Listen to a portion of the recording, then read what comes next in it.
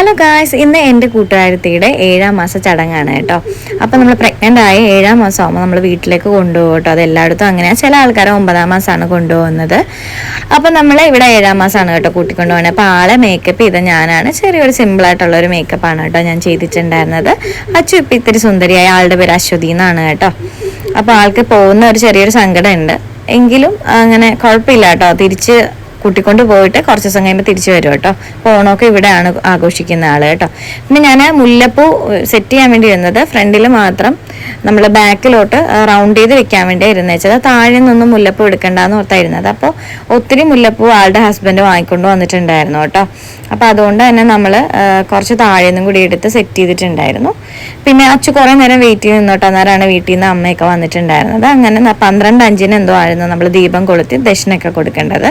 ഇത് അച്ചുവിൻ്റെ അപ്പച്ചിയാണ് കേട്ടോ. അപ്പോൾ ആദ്യം നമ്മൾ മുതിർന്ന ആൾക്കാർ വേണം നമുക്ക് ദക്ഷിണ തരാനായിട്ട്.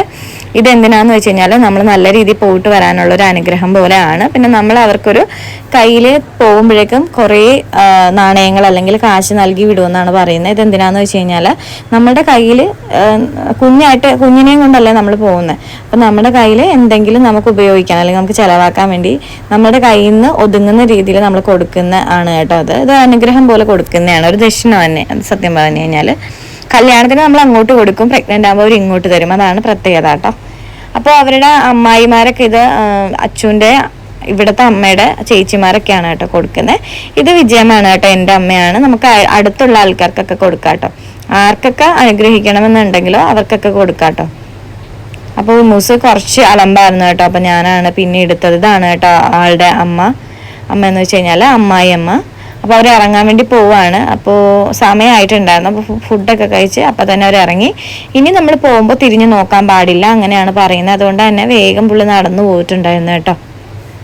തിരിഞ്ഞു പോകുന്നത് ശരിയല്ല എന്നാണ് പറയുന്നത്. അതുകൊണ്ട് തന്നെ നേരെ നടന്നാണ് കേട്ടോ പോകുന്നത്. വെച്ചാൽ നമ്മൾ ഇനി തിരിച്ചു വരുന്നത് കുഞ്ഞൊക്കെ ആയിട്ടാണ് നല്ല രീതിയിൽ വരുന്നത്. അപ്പോൾ അതുകൊണ്ടാണ് അങ്ങനെ. അപ്പോൾ എല്ലാവർക്കും ഒക്കെ യാത്ര പറഞ്ഞ ആൾ പോവാണ് കേട്ടോ.